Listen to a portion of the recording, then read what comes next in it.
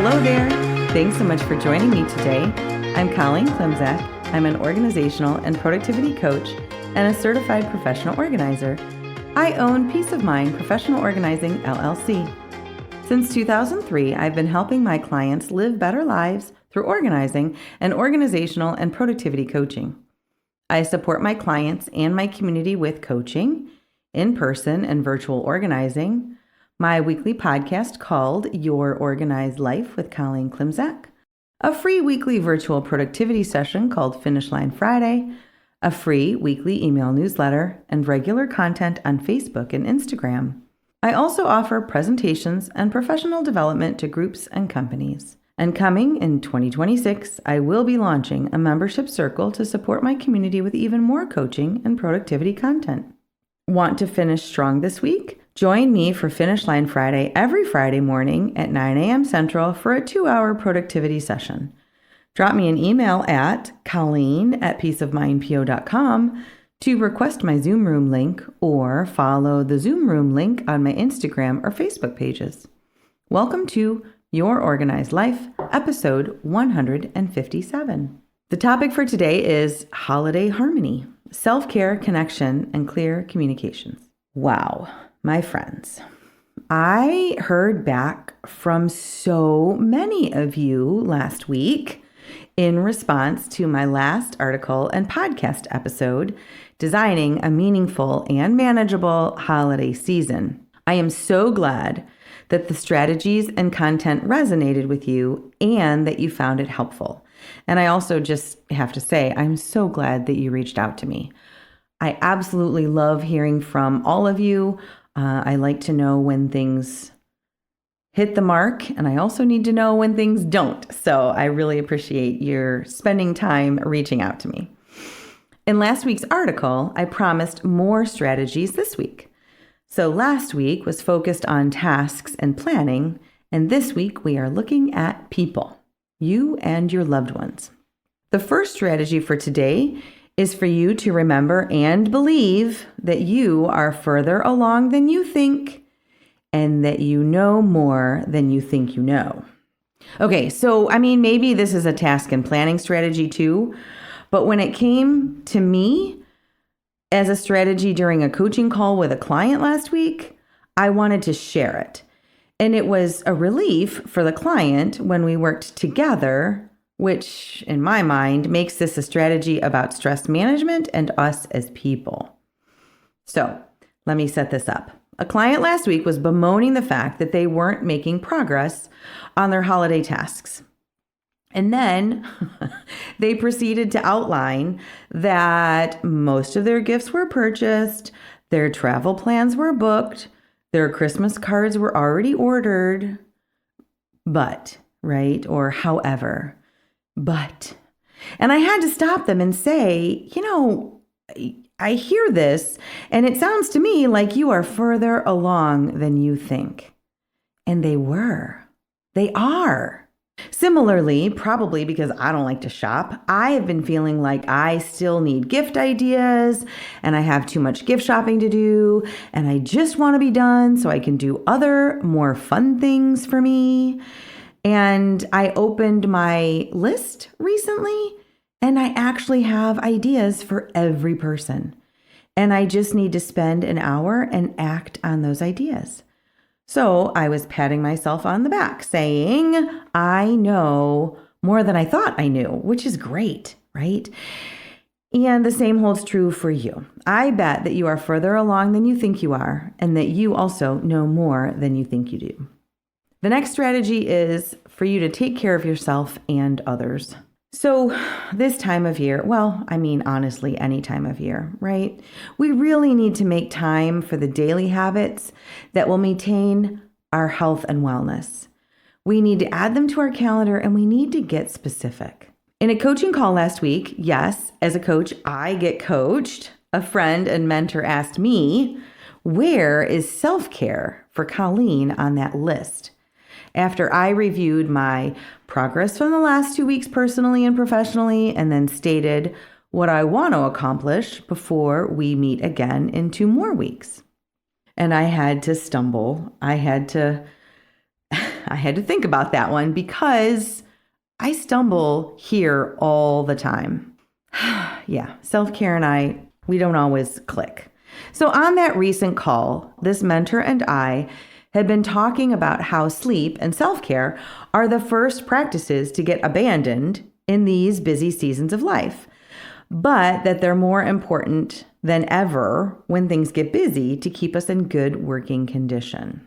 Staying healthy is more vital because more is asked of us, and also, who wants to get sick for Christmas? So I knew these things, and yet I also don't always make time for it myself. So, for example, we traveled for Thanksgiving, and we had a lovely time with family out of state. And even though I know better than to neglect my routines, I overate and underslept and certainly didn't exercise and forgot to take my vitamins. And so, not surprisingly, a few days later, I hit the wall, right? Sometime a few days after Thanksgiving. I was feeling blah and overwhelmed. I know that you are a smart person and that you already know this. And so do I, but I'm going to say it anyway. I know it and I still need to hear it and, more importantly, act on it myself. So this last week has been a week to return to routines with physical activity, better hydration, regular bedtimes and meal times and schedules, and I do feel better already. And I also spent some time in the kitchen making healthy meals and snacks for the next couple days. And more on that this week is when I figure out how else I can step up my self-care this busy time of year. And I would suggest that you do the same. Consider what you can do this week to take care of you. Similarly, let's remember too that we need to take care of each other. For some of us, the holidays are really hard. And even if they aren't difficult for you, consider that they might be difficult for people around you. We can get so caught up in the stress of the holidays that we forget simple kindness and grace and compassion. And this goes back to remembering why, from last week, we celebrate this time of year. So related to self-care is the next strategy. And that is that the answer to what's next on the list can be take a break. I worked with a client recently who is smack dab in the middle like me, a member of the sandwich or pivot generation. She has grown children, having new little children of their own. She is handling her parents' health and affairs, and she has her own health to worry about. We worked together for 3 hours on a recent weekday morning, restoring order and setting up a list of next actions for her to take. And as I was leaving, she said, "Okay, after you go, what should I do next?" Now, keep in mind that we had organized paperwork for 2 households for 3 hours. And the answer for her was to take a break. It's noon and you haven't eaten in 5 hours. You've been working hard with me for the last 3.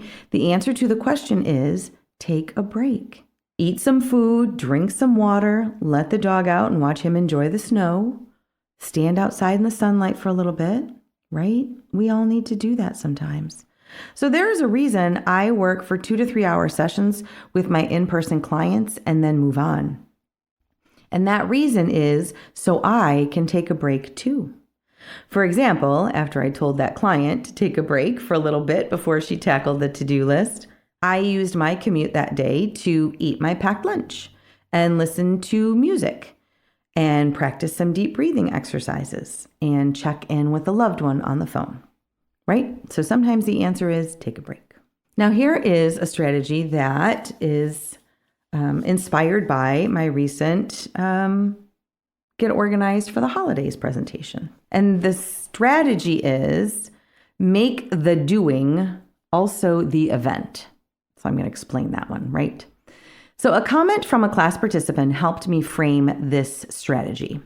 What if hosting a holiday dinner is the event? For sure, of course, but also what if, hear me out, what if having people help you cook or assemble the last few dishes or set the table and serve is also part of the event? This feels like it might take a little planning and also some releasing of expectations, but what if it's not just about the magic of people arriving to an elaborately set table in a beautifully decorated home with the food being magically on the table when they arrive, right? What if the event is also the community, the working together, the fun, and the spontaneity? In that class, in response to all of my time-saving party prep hacks, the class participants said that all the prep ahead tasks would diminish the traditions that her family has of all gathering together and cooking the meal together. And so I realized that making the doing of the work also the event elevates the work we have to do and makes it more enjoyable by doing it together. For example, I've shared before, we bake a lot of cookies, especially this time of year. And the doing, right? So the conversations about the favorite cookies and strategies with my family in the kitchen, the surprise and joy when we remember past successes, the assembling of ingredients and the assembly line and working together of baking and cooling and packaging, the photo ops and the pride in the finished product, the satisfaction when loved ones who receive the cookies enjoy them. Yeah, we share those experiences. So let's make doing also the event. When running errands recently, a responsibility I typically do not like, I reflected on something that my middle son said years ago. He and his friend were excited to run errands, and I'll put that in quotation marks, on their mutual day off of work. And when I said yuck errands or something like that, he explained that there was usually an iced coffee run to get them started, a fun and productive day of taking care of business together, conversation and road trip vibes as they drove around together, perhaps a shared lunch or a shared grocery trip and then making dinner together, etc. This is another example when the doing was definitely the event. And they had a lot more fun doing errands their way than I do with mine. So what doing could you make the event? A shopping trip together, cookie baking, gift wrapping, cooking, putting up holiday decorations together. Many hands make light work. And the last strategy, but certainly not the least, is to get clear on your communications. A friend of mine lives by the adage, clear is kind, when it comes to communications. And thanks to her, now I do too. Few of us like the feeling of not knowing the story or the details, not knowing what's going on. I mean, good news, bad news, I still want to know. For me, the cliche of ignorance is bliss does not hold up. I like to know things. Clear is kind means that prompt and clear communication, good or bad or neutral, is still the compassionate choice because people need to know information. And when we have current and full information, we can make informed decisions about our actions. Communication is a two-way street too. So we need to listen to our loved ones every day, but also this time of year, right? See above for self-care and caring for others.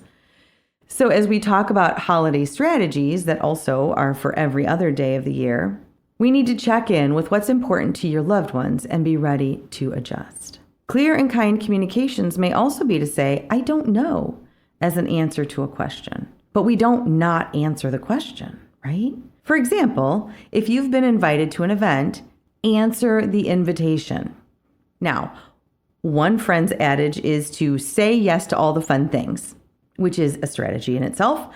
And a different person I know who is already overwhelmed always answers with an automatic no thank you, which again, that's another strategy. But then they also can always change their mind. So either way, being clear in your communications and responding promptly is the kind choice, even if you need to change your mind later.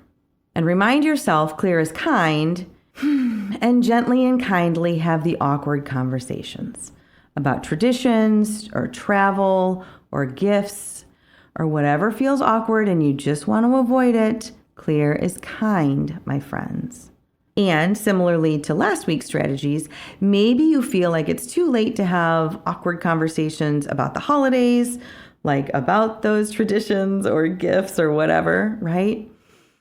Maybe it's too late to do that for this year, but make a note to check in with friends and family in the new year to propose changes or new traditions ahead of time for the next holiday season. And since clear is kind, I think that's enough communication from me this week. I hope you found these strategies helpful as well, and please keep reaching out to me with feedback. Support around getting things done the way you want to is what productivity coaching is all about. If it's time to invest in yourself and explore coaching for organizing and productivity, I would love to hear from you. Drop me a line via email at colleen@peaceofmindpo.com or message me through my social media platforms like Facebook, Instagram, or LinkedIn. Thanks so much, and I will talk to you next week.